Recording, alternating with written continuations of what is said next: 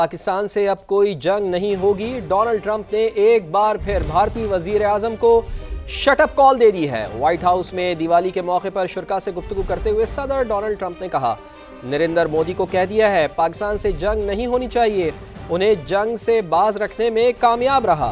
मजीद कहा कि अब पाकिस्तान और भारत के दरमियान कोई लड़ाई नहीं है, जो कि अच्छी बात है। सदर ट्रंप के मुताबिक मोदी ने यकीन दहानी कराई कि भारत रूस से तेल नहीं खरीदेगा।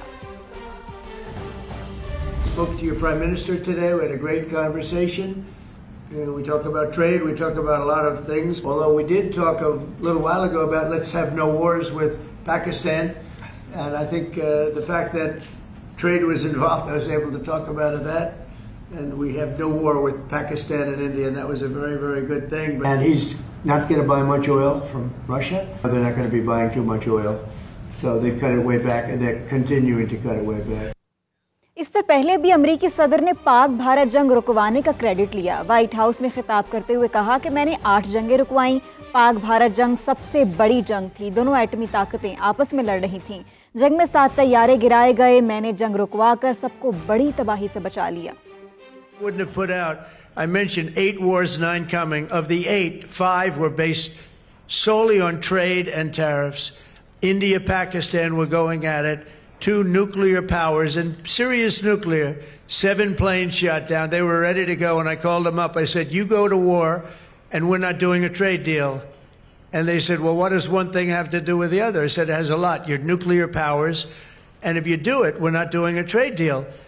And 24 hours later, they called me, we have decided not to do it. We stopped the war. We stopped a potential disaster, a nuclear disaster, because of trade. नायब वज़ीर आज़म इसहाक डार का सऊदी वज़ीर ख़ारजा शहज़ादा फैसल बिन फरहान से टेलीफोनिक रब्ता हुआ है।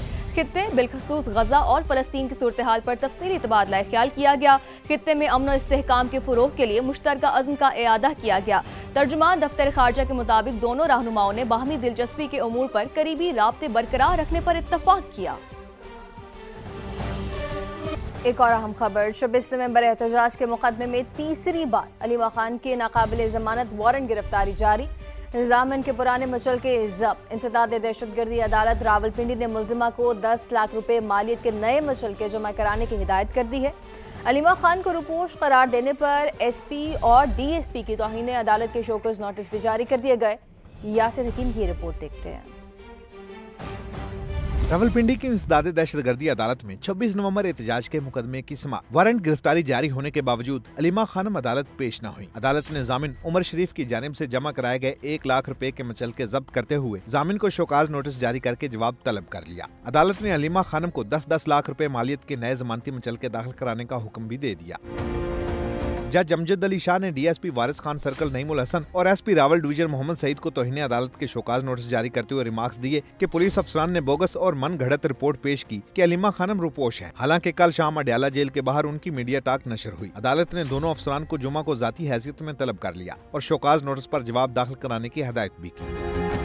अदालत ने मुकदमे में सुपरदारी पर दी गई 4 गाड़ियों के छोटी बॉन्ड्स भी जब्त कर लिए, जिनकी मजमूई मालियत 85 लाख रुपए है। जामनों को शोकाज नोटिस जारी करते हुए जुमा तक जवाब जमा कराने का हुक्म दिया गया है। चारों गाड़ियों की जब्तगी के लिए IG KP और बलूचिस्तान को अहकामात भी जारी कर दिए गए।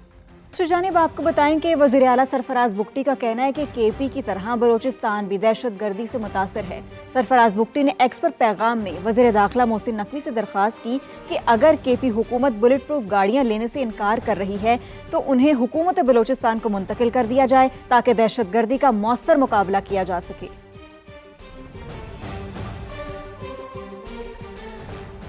मदारिस या मसाजिद की बंदिश के हवाले से प्रोपेगेंडा किया जा रहा है। वज़ीर दाखिला मोहसिन नकवी ने वाज़ेह कर दिया, कहा किसी भी मदरसे या मस्जिद को बंद नहीं किया जाएगा। मोहसिन नकवी की कराची में सुन्नी तहरीक के चेयरमैन सरवत एजाज कादरी से मुलाकात। उलमा इकराम की गिरां कदर खिदमात को खराज तहसीन पेश किया।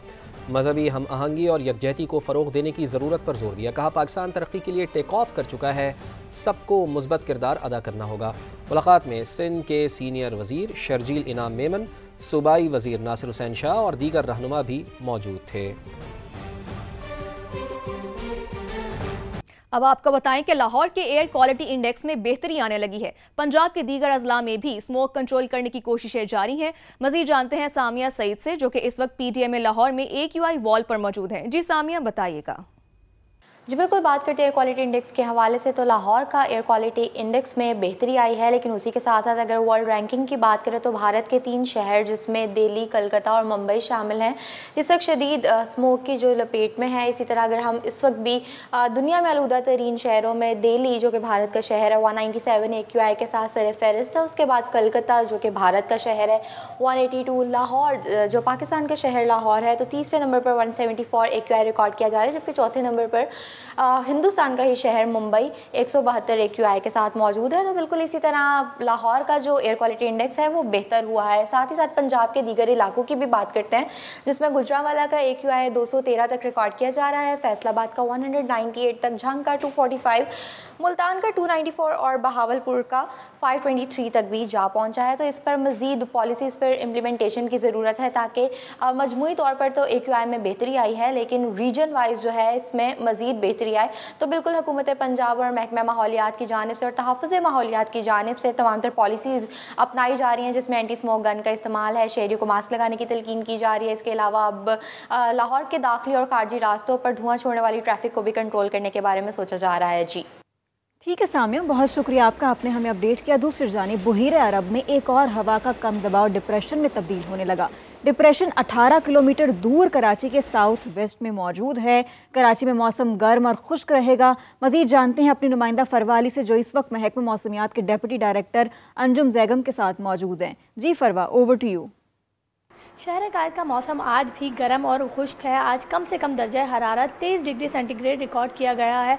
हमारे साथ अंजुम जैगम साहब मौजूद हैं, उनसे जानते हैं कि जो बहरा अरब में डिप्रेशन बन रहा है उसकी क्या सूरत हाल है और उससे कराची में क्या फ़र्क पड़ेगा। बहरा अरब में एक हवा का कम दबाव मौजूद था पिछले 3-4 रोज़ से, और उसने थोड़ी सी इंटेंसिफिकेशन की है। अब वो डिप्रेशन की सूरत में है और कराची से तकरीबन 1800 किलोमीटर साउथ ईस्ट में वाक़या है, और फिल वक्त उसका हमारे मौसम पर किसी किस्म का कोई इम्पैक्ट नहीं है। हमारे शुमाल मशरिक में जो है वो सहराई इलाके हैं, थरपार करके जब हवाएं वहाँ से रात में आती हैं तो वो खुनकी का असर लेकर आती हैं, जबकि दिन में गर्मी का असर लेकर आती हैं। महकमा मौसमियात की जानिब से नज़र रखी जा रही है डिप्रेशन पे।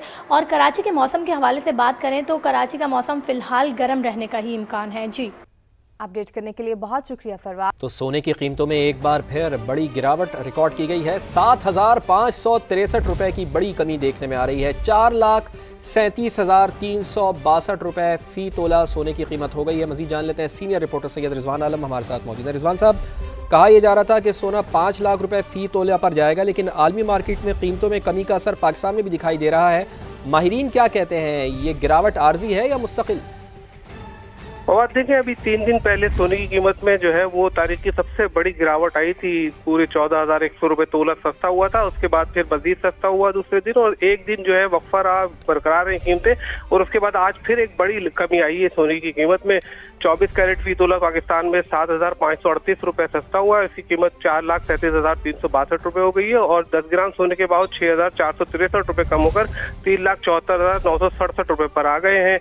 इसी आलमी मंडी में चूंकि $85 गिरे हैं और $4150 पे आ गई कीमत, यही वजह कि पाकिस्तान में भी गिरी है, क्योंकि अमेरिकी फेडरल रिजर्व जो है शरद सूद जो है कहा जा रहा है कि अक्टूबर में भी कम करेगा और फिर दिसंबर में भी। तो यही वजह। बहुत शुक्रिया आपका रिजवान आलम।